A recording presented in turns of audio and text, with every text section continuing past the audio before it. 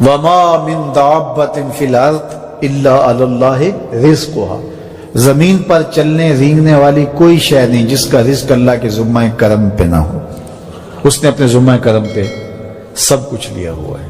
تو اللہ پر بھروسہ، اللہ پر توکل، یہ بندہ مومن کی زندگی کا جمال ہے، خوبصورتی ہے، اور مصیبتوں سے جان چھوٹ جاتی ہے، سارے معاملے اس کے سپرد۔ جب ساری چیزیں بندہ اپنے ذمہ رکھے کہ یہ بھی میں کرنی ہے، یہ بھی میں کرنی ہے، تو الجھا رہے گا۔ تو جب اپنے معاملے اللہ کے سپرد، اس نے مجھے ہوم ورک دیا کہ یہ کر، گھٹنا باندھ دے، باقی میرے سپرد کر دے، کام پہ چلا جا، باقی رزق تیرا، یہ میرے ذمہ ہے، بیج ڈال دے، اگانا میرے ذمہ ہے، پودا لگا دے، اس کو پروان چڑھانا، اس کے اوپر پھل لگانا، اس میں مٹھاس بھرنا، اس میں اثر کی شیرینی رکھنی، اس میں جو ہے وہ برکتیں ڈالنی، اس کے اندر طاقت توانائی یہ میرا کام ہوا۔ تیرا کام ہے پودا لگا اور پانی دے دیا کر، روز بات ختم ہو گئی۔ تیرا کام ہے بیج ڈال، جڑی بوٹیاں تلف کر دیا کر، تیرا کام ختم ہو گیا، باقی کام میرے ہوئے۔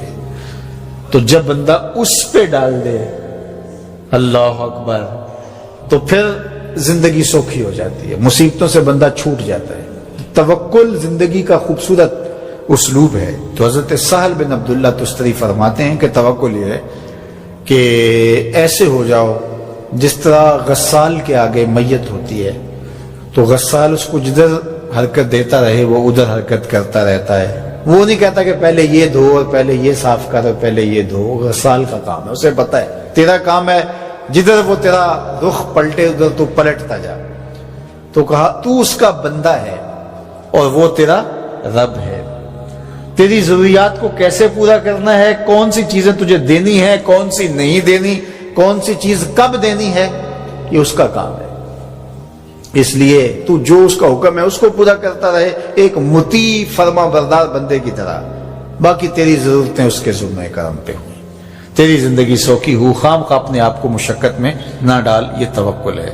اور حضور نبی رحمت صلی اللہ علیہ وسلم کا ایک فرمان سنیے جو حضرت عبداللہ ابن عباس رضی اللہ تعالیٰ عنہ سے مروی ہے کہ آقا کریم نے ارشاد فرمایا، یدخل الجنہ من امتی 70,000 بغیر حساب، میری امت میں سے 70,000 لوگ ایسے ہیں جو بغیر حساب کے جنت میں جائیں گے۔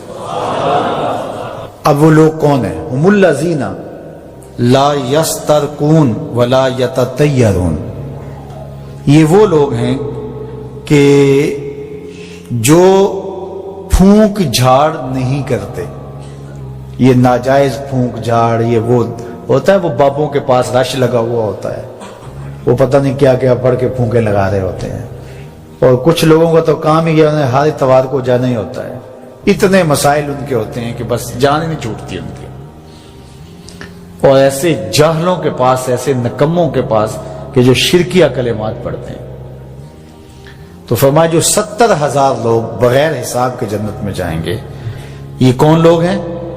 فرمایا کہ یہ وہ خوش نصیب لوگ ہیں کہ جو ناجائز رقیہ نہیں کرتے، جو شرکیہ جھاڑ پھونک میں مبتلا نہیں ہوتے، نہ کرتے ہیں نہ کرواتے ہیں، ولا یتطیرون، اور بدشگونی بھی نہیں لیتے۔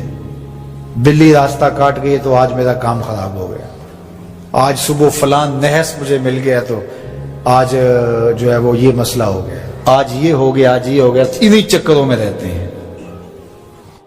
بلی راستہ کاٹ جائے یا کتا کاٹ جائے، حتیٰ کہ خنزیر بھی کاٹ جائے تو کوئی فرق نہیں پڑتا، یہ جاہلانہ باتیں ہیں۔ تو کہا کہ ولا یتطیرون، اور وہ بدشگونی نہیں لیتے، وَعَلَىٰ رَبِّهِمْ يَتَوَكَّلُونَ، اور اپنے رب پر توکل کرتے ہیں کہ سب کچھ اسی کے اذن سے، اس کے حکم سے، اس کی مرضی سے ہوتا ہے۔